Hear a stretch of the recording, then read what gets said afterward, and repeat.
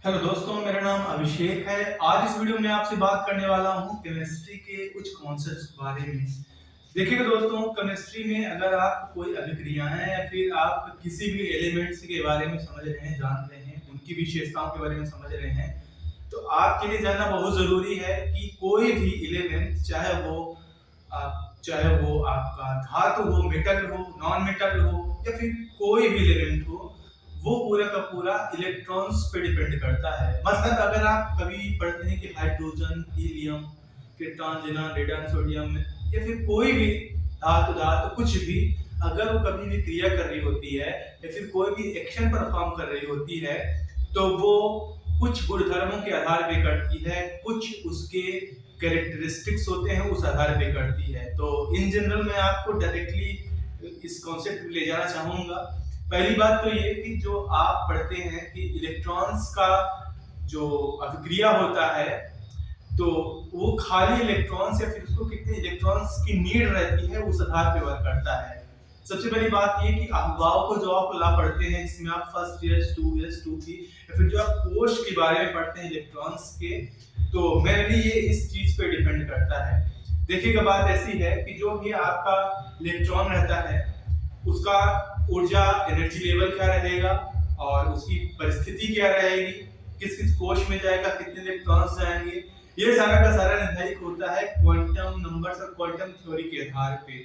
तो देखिएगा, अगर हम बात करें हाइड्रोजन की, इसका परमाणु क्रमांक अगर 1 है, इसका सिंपल सा मतलब क्या होता है, मतलब ये होता है कि इसके नाभिक में जो इसका धनात्मक रहेगा, धनायन रहेगा, और जो कोश रहेगा तो इसका केवल एक कोश रहेगा ऐसे बाहर, और ये सिंगल कोश में एक इलेक्ट्रॉन ऐसे मौजूद रहेगा।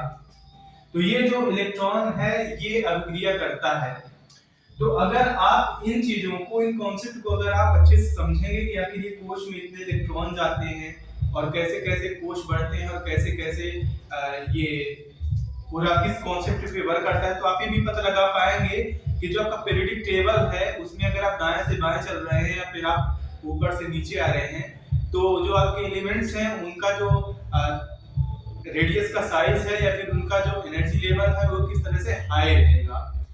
तो देखिएगा, सबसे पहली बात तो ये है कि जो आपका क्वांटम थ्योरी है वो ये बताता है कि ये जो कोश रहेंगे, अगर ये हाइड्रोजन की जगह पे कोई दूसरा है, हीलियम है, तो यहाँ पे एक और इलेक्ट्रॉन ऐड हो जाएगा, 2 इलेक्ट्रॉन ऐड हो जाएंगे।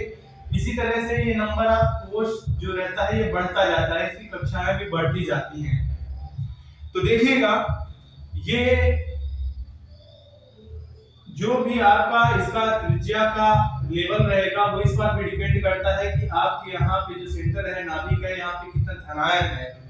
तो जब मान लीजिए कि आपका जितने यहाँ पे एलिमेंट्स रहते हैं और जब आप इधर चल रहे होते हैं, जैसे कि मान लीजिए हाइड्रोजन के बाद हीलियम, तो ये एक ही सेल में, जैसे मान लीजिए पूरा एक ही सेल है और यहाँ पे जो पहला कोश है, यहाँ पे एक इलेक्ट्रॉन हाइड्रोजन के लिए हो गया, हीलियम के लिए एक इलेक्ट्रॉन हो गया, लेकिन धनायन की जो संख्या है वो बढ़ जाती है और जो आपका रेडियस है या फिर जो बाहर कोश है वो वही सेम रहता है, सिमिलर रहता है।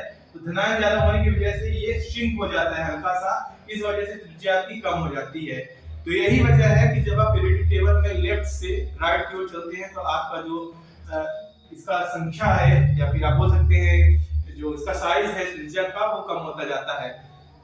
दूसरी बात, जैसे मेरे पास यहाँ पे पीरियोडिक टेबल मेरे पास है, मौजूद है, और मैं आपको बताना चाहूंगा कि जैसे मान लीजिए कि आप लिथियम का, जैसे मैं पहले मान लीजिए सोडियम यहाँ पे बनाता हूँ, तो देखिएगा अगर मैं सोडियम पे यहाँ पे कोश निर्धारित करता हूँ तो कुछ इस तरह से होगा। सोडियम का परमाणु क्रमांक होता है 11।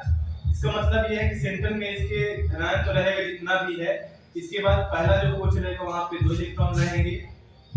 सेकंड में जो आपका है तो 2s2p करके टोटल कितने रहेंगे, 8 रहेंगे, 6 2 8 रहेंगे, क्योंकि p पे 6 जाता है, 8 2 10 हो गए।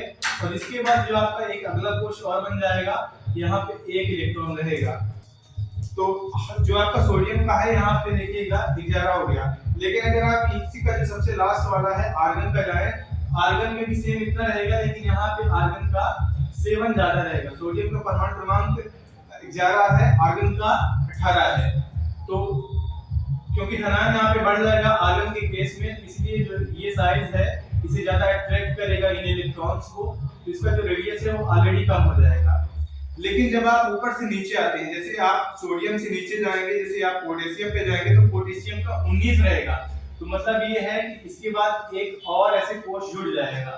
जब ये कोश जुड़ जाता है, नया कोश बन जाता है, तो त्रिज्या ऑलरेडी आपकी बढ़ जाती है पहले की अपेक्षा। तो यही वजह होता है कि जब आप कभी किसी टेबल पे, पीरियड टेबल पे अगर आप टॉप टू बॉटम आते हैं, तो आपकी त्रिज्या बढ़ती जाती है।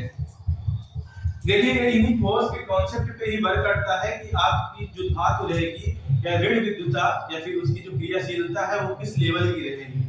जैसे कई बार आप सुने होंगे कि जो आपका क्लोरीन है उससे ज्यादा आपका ताकतवर फ्लोरीन रहता है। इसकी मेन वजह यही है कि जब आपका फ्लोरीन रहता है तो उसमें देखिएगा, इसमें जो अगर आप इसका इलेक्ट्रॉनिक विन्यास निकालें तो फर्स्ट एस में आपका 2 जाता है, 2s पे मतलब दूसरे कोष पे आपका यहाँ पे 2 रहेगा, प्लस यहाँ पे कितने रहेंगे, 2p पे रहेगा 1 2 और ये 3, 2 2 4 3 7, एक 8 और एक 9। इसको जो परमाणु क्रमांक है वो 9 रहता है। मतलब इसको एक इलेक्ट्रॉन चाहिए होगा। इसी एक इलेक्ट्रॉन को चाहने के लिए ये क्रियाशील रहता है।